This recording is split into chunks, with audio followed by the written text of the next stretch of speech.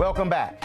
New York City has the highest concentration of black folks in America, and it's a place where black parents are sick and tired of schools not educating their children. One sister in the Bronx is doing amazing things by caring for every one of her charter school children as if they were her own.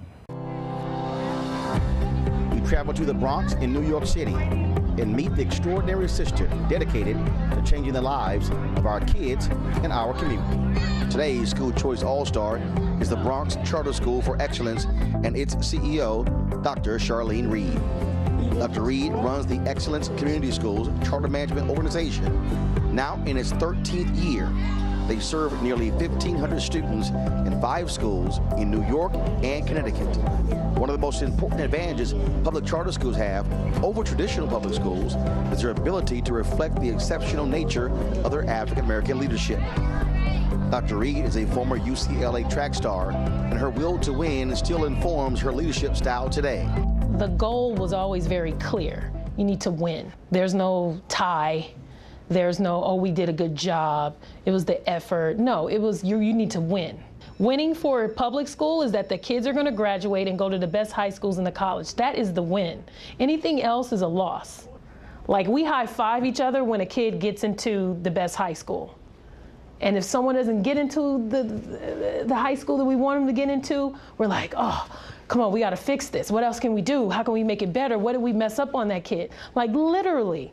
We have so much data on children that we go back and say, where did we mess up with this kid to where they got into this school when they should have got into this school? And then we're able to target, like, wow, 6th grade, look what they were doing in math, and we didn't catch this. This kid slipped through the cracks. Something happened here.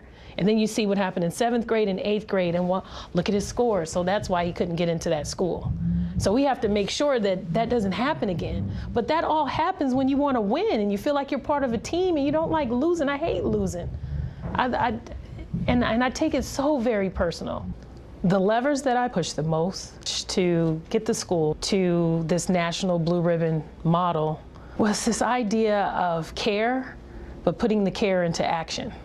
So if you really care about someone and you care about their education, you're going to prove it through actually teaching them. So what does that look like for a kindergarten teacher? You're going to set your goal that the kindergartners by the end of the year are going to read. And by any means necessary, you're going to do everything you can to make sure that they learn how to read. And so this level of persistence, care, you just don't give up. My name is Gregory Jones, Jr. I have 3 children in the school, one in the 6th grade, one in the 3rd, and my daughter is in kindergarten. The teachers are hands-on. I think all teachers care. These teachers here, they care a tad bit more, I would say, because they're more, they talk to your kids and they call you and they speak to you in front of your child solo. They send you text messages, emails. So it's more of a friendship relationship than it is a teacher and parent relationship. The families and the students know that they are held successful and that they cannot fail. Even though they're going to fail, they're going to make mistakes. But it's all about you learn how to make mistakes and you learn how to have successes, and that's what life is all about. So what we're modeling here is life. My name is Brandon Johnson. I went to Bronx Charter School for Excellence from kindergarten to 8th grade. And once I graduated, I went to Mount St. Michael Academy, which is on my pen. But when I'm attending St. John's University to study business and administration. Every teacher, at the end of the day, they want you to work hard because it's their job to make you want to do the best that you can.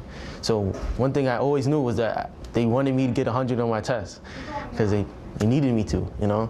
So it was never a question whether they wanted me to be successful. I knew they wanted me to be successful. Some teachers showed it in different ways.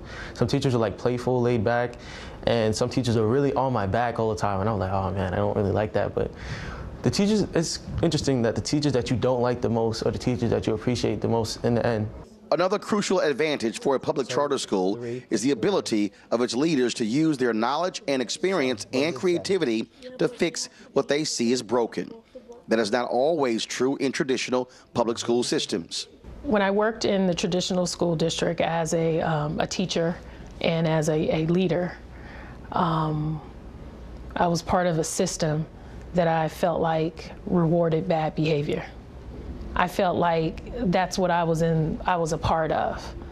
A lot of apathy, a lot of, you know, the kids are poor, the neighborhood is violent, all the things that can plague an urban city district or, you know, a low-income neighborhood. But at no point did I feel like, and it's not everyone, you know, but ultimately it's enough to where you just can't take it anymore. And so for me, coming to a space where I could control for responsibility and accountability was huge for me, because I wanted to be able to kind of figure out a way to make an urban public school work. And I made that decision after trying really hard in a traditional school district and was met with so many different obstacles and things getting in the way of student learning, that I said, if I can control some of these obstacles or these levers, then I think I actually can get an urban public school to work. So by the time I got to a charter school, I was like, every morning we're gonna have a sacred reading block. This is gonna be the core of what we do. Nothing's ever gonna get in the way of this reading block. And it's worked. And I tried to do it in another environment, and I couldn't, because I couldn't command that amount of time. Like, what I needed was an uninterrupted block of about 90 minutes to 2 hours every day of literacy instruction for this to work. And so that's like the largest, I mean, that's, to me, you know, I'll always be in this setting, at least in the near future, because I have that freedom to be able to control literacy instruction. This is a personal investment for all of us. I treat the children here as if they're my own children. And when you do that, you're gonna fight for them tooth and nail. When you treat them as other people's children, you don't fight for them. You have conditions when it's other people's kids. You don't have any conditions when it's your own children. And so I think parents walk away knowing that there are no conditions for the way that I care and love your child. This laser-like focus on the child is the hallmark of any successful school, and it is what drives the best public charter schools.